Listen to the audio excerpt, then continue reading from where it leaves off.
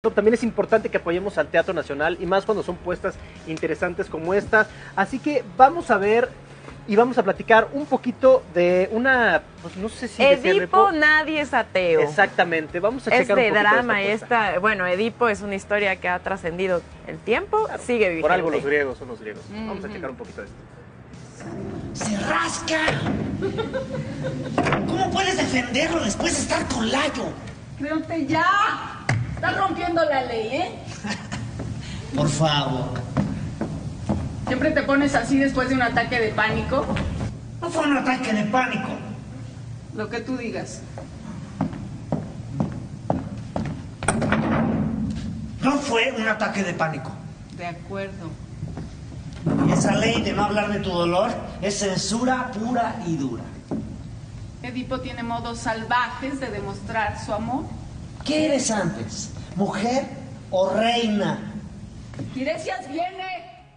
Como ya lo dijimos, tenemos aquí con nosotros a Carolina Politi. Ella está en esta obra, Edipo, nadie es ateo, un drama, nos confronta, hay de todo. A mí, yo estuve viendo ayer, no he tenido la oportunidad de irla a ver, me encantaría, pero veo que es muy interesante. Entonces, ¿por qué no nos platicas de inicio de qué se trata? Bueno, queremos suponer que casi todo el mundo ha escuchado hablar de la historia de Edipo, ¿no? sí. Pero bueno, digamos, para plantear un estado de las cosas al comienzo de la obra, en Tebas hay una peste, el gobernante es Edipo, su mujer es Yocasta y necesitan encontrar la solución a la peste.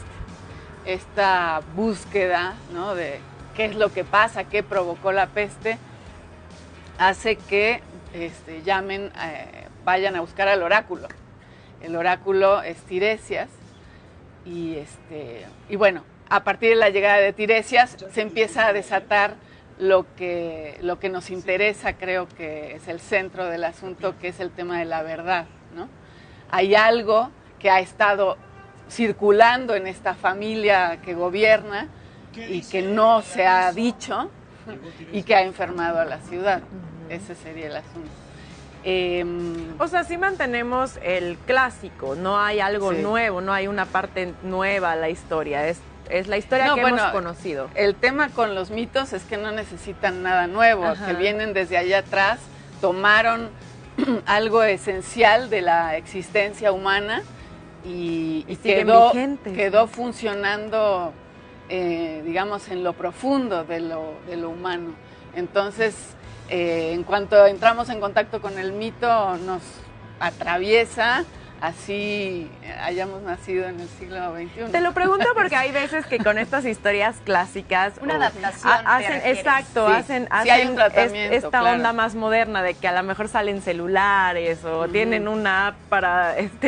o ponen en Facebook, hay una plaga, vamos a preguntar al oráculo a través de internet, no sé, cosas así. O sea, aquí estamos respetando 100% lo clásico. Hay un mantener una cierta época, ¿no? Que tiene que ver con eso que suponemos es una Grecia antigua, no sé. Sí.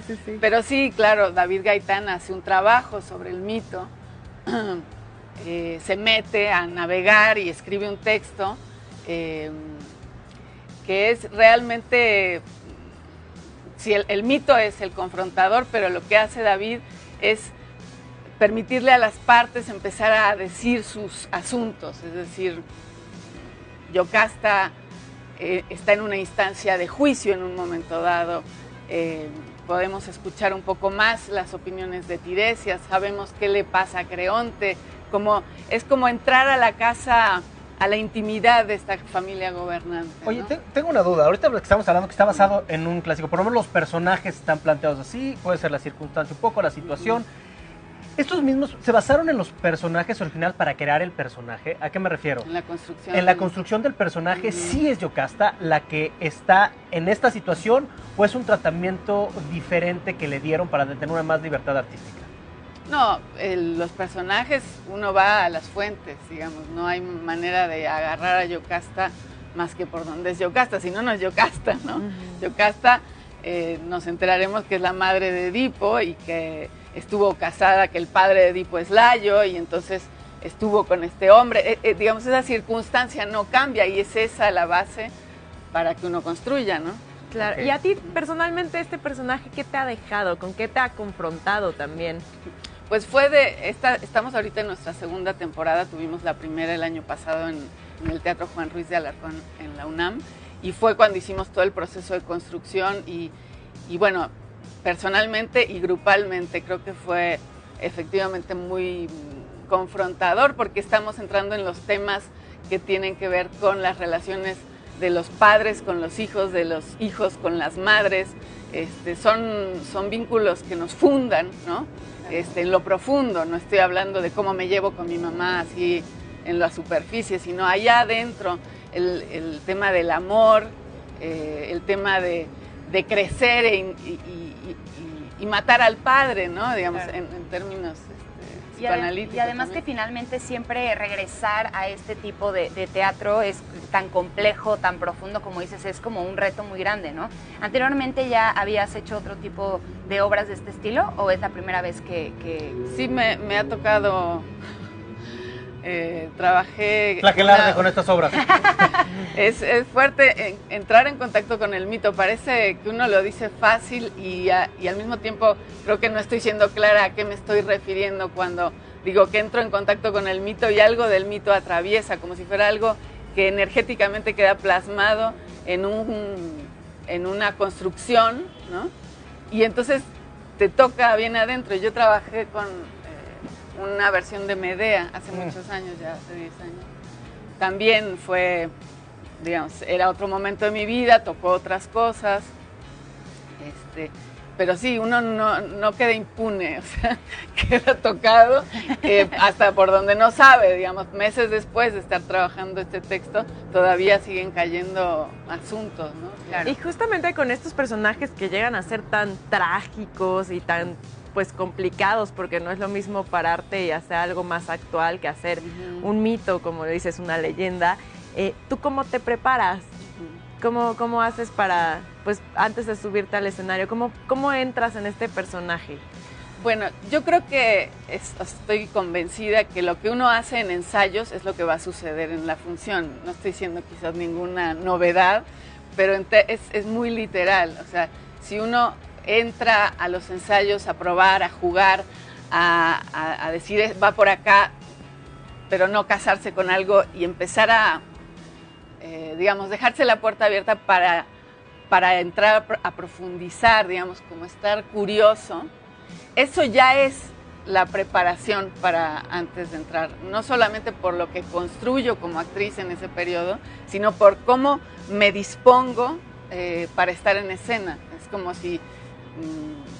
como cuando uno, no sé, ahora no sé cómo se hará, pero hubo un tiempo donde te decían, no, hay que programar, ¿no? Bueno, esta cosa de programar, programo, y entonces ya va a funcionar solo. Ok.